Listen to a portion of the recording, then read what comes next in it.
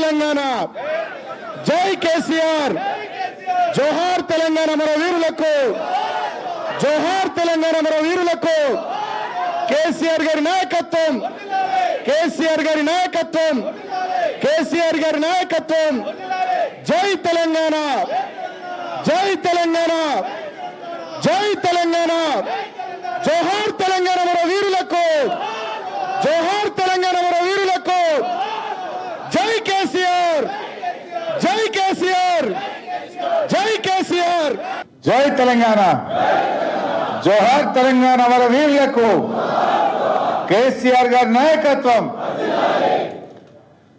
గౌరవనీయులు మన పార్టీ కార్యనిర్వాహక అధ్యక్షులు కేటీఆర్ గారికి, శాసన మండలిలో ప్రతిపక్ష నాయకులు పెద్దలు గౌరవనీయులు మధుసూదనాచారి గారికి, శాసన మండలి వైస్ చైర్మన్ గౌరవనీయులు బండా ప్రకాష్ గారికి, వేదిక మీద ఉన్న మాజీ మంత్రివర్యులు, గౌరవ శాసనసభ్యులు, గౌరవ శాసన మండలి సభ్యులు, పార్టీ సీనియర్ నాయకులు, మాజీ శాసనసభ్యులు, ఉద్యమకారులు, జర్నలిస్టులు అందరికీ పేరు పేరున నమస్కారం.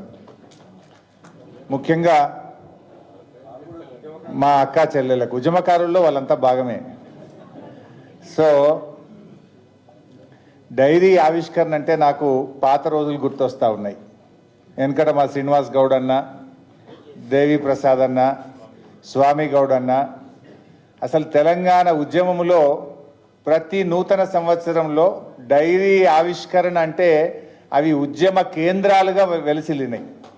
ఒక్కొక్క డైరీ ఆవిష్కరణ పేరిట టీఎన్జిఓల డైరీ ఆవిష్కరణ, లేకపోతే హౌసింగ్ బోర్డ్ డైరీ ఆవిష్కరణ, AP public service commission diary ఆవిష్కరణ, ఇలా రకరకాల డైరీ ఆవిష్కరణలు పెట్టి తెలంగాణకు జరుగుతున్న అన్యాయాలను ఆ వేదికగా బయటకు తీసుకురావడం, తెలంగాణ వాదుల్లో ఐక్యత పెంచడం, తెలంగాణ ఉద్యమానికి ఊతమిచ్చే విధంగా గతంలో డైరీ ఆవిష్కరణ కేంద్రాలు ఉద్యమానికి గొప్ప ఊతమిచ్చాయి.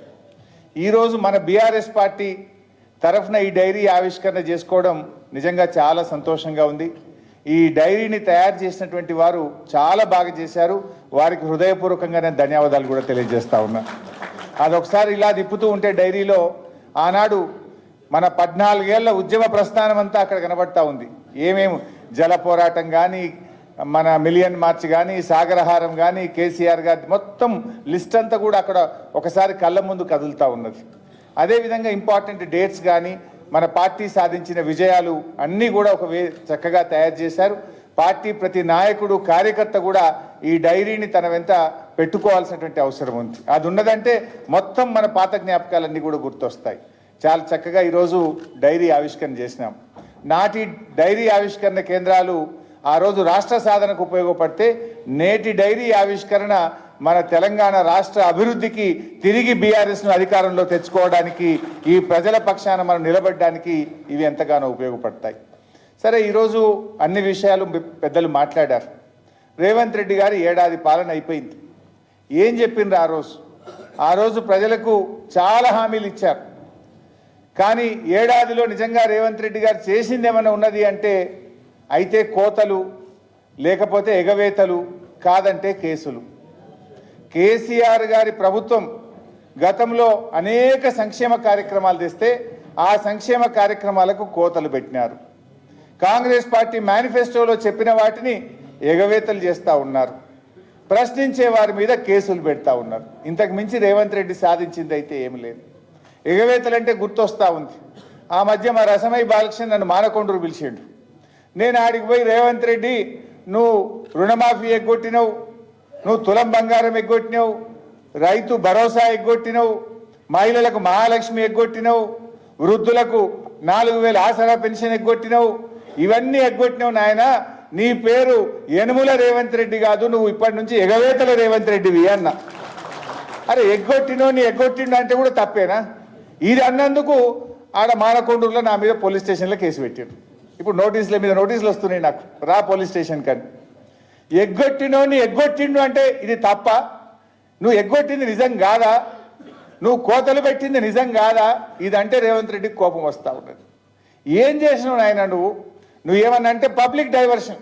ఇలా కేటీఆర్ గారి మీద కేసు పెట్టి, ఒక అక్రమ కేసు పెట్టి అన్యాయంగా ఇరికిచ్చే ప్రయత్నం చేసి ఒక పబ్లిక్ అటెన్షన్ డైవర్షన్.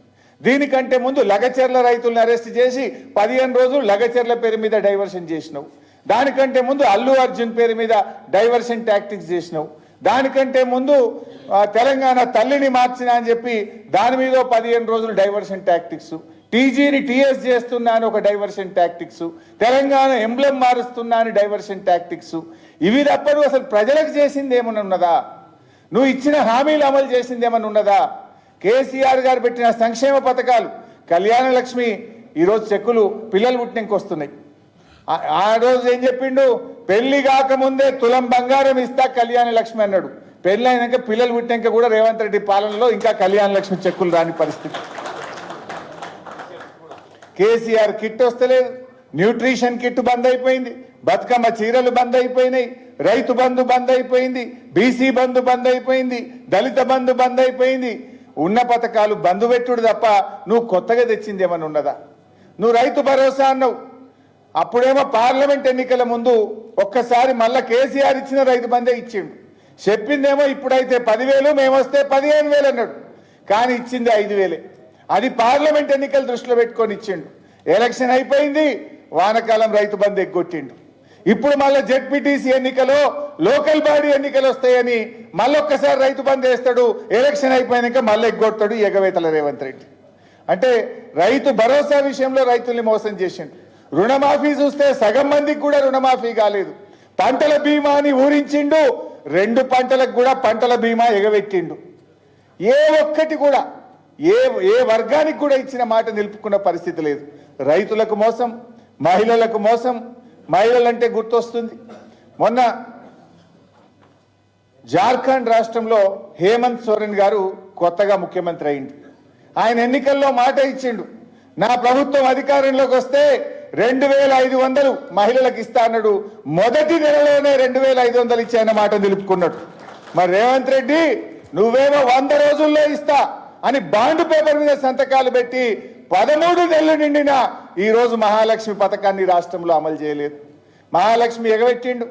అదేవిధంగా పక్కన ఆంధ్రప్రదేశ్లో మొదటి నెలలోనే 2,000 పెన్షన్ 4,000 చేసి ఆంధ్రప్రదేశ్ ప్రభుత్వం మాట నిలబెట్టుకున్నది. రేవంత్ రెడ్డి గారు ఆ రోజు అవ్వా నీ పింఛన్ ఎంత? ఇగో వచ్చే నెల ఇందిరమ్మ రాజ్యం రాగానే 4,000 ఇస్తా అన్నాడు. ఎన్ని నెలలు కావాలి నాయన నీకు? వచ్చే నెలపై 13 నెలలు నిండినా ఇవాళ పక్కన ఆంధ్రప్రదేశ్లో 4,000 ఇచ్చిండు. కానీ ఈ రేవంత్ రెడ్డి ఆసరా పెన్షన్దారులకు 40 లక్షల మంది అవ్వాతాతలకు 4,000 పింఛన్ ఇవ్వకుండా ఇచ్చే 2,000 కూడా 2 నెలలు ఎగ్గొట్టి పాపాన్ని మూటగట్టుకున్నాడు ఈ రేవంత్ రెడ్డి.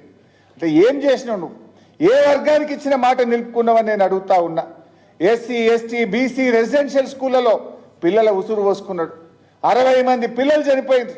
ఆ పిల్లలకు సరిగ్గా అన్నం పెట్టక ఆ పిల్లలందరూ ఆసుపత్రుల పాలు చేసినటువంటి ఘనత ఈ ఏడాది పాలనలో రేవంత్ రెడ్డికి దక్కుతుంది. అంటే ఈ రకంగా ఎగవేతలు ఒకవైపు చేస్తా ఉన్నాడు.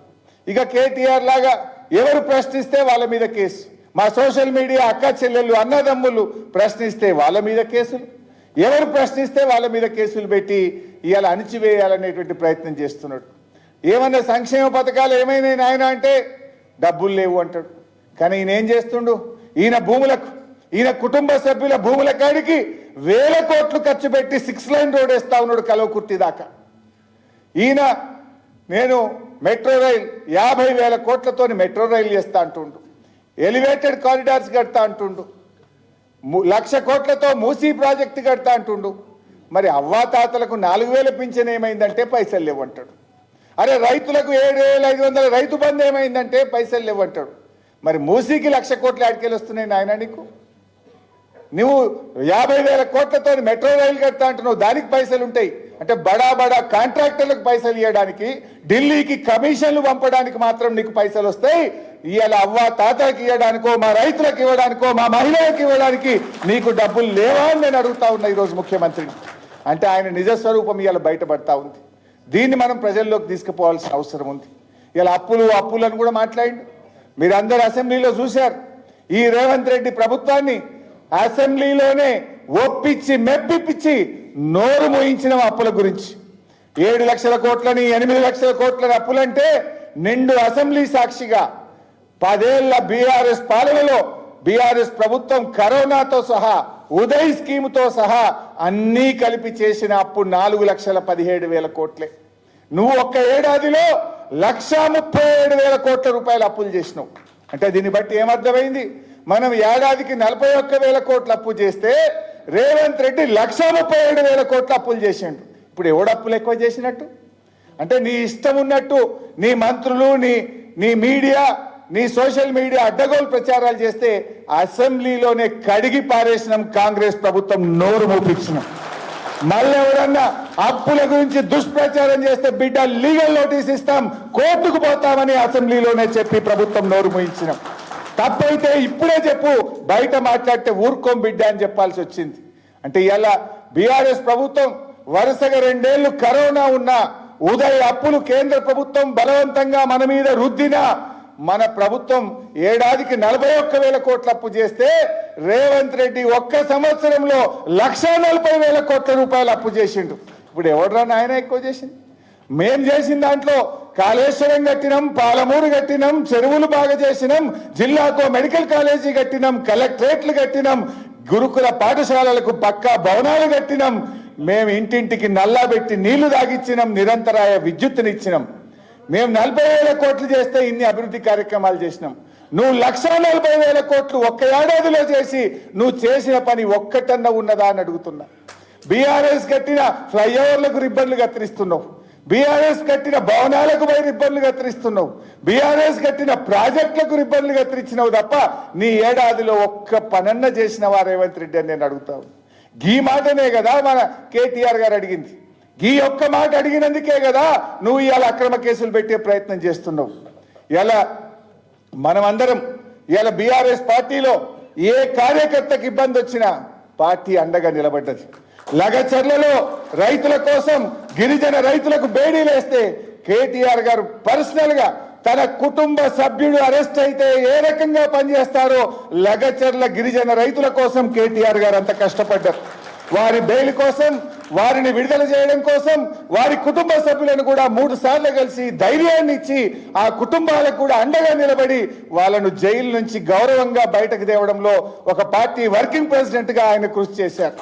ఆ రకంగా పార్టీలో ఏ కార్యకర్తకు, ఏ సోషల్ మీడియా యాక్టివిస్టుకు, ఏ ఉద్యమకారుడికి, ఏ పార్టీ నాయకుడికి మన కౌశిక్ రెడ్డి మీద ఇంటి మీద దాడి జరిగినా పార్టీ మొత్తం అందరికీ ఆ కార్యకర్తలకు, ఆ నాయకులకు అండగా నిలబడ్డది. నేను ఇప్పుడు కూడా చెప్తున్నా, కేటీఆర్ గారు కూడా ఒక కార్యకర్తనే, కేటీఆర్ గారు కూడా పార్టీలో ఒక ఉద్యమకారుడే.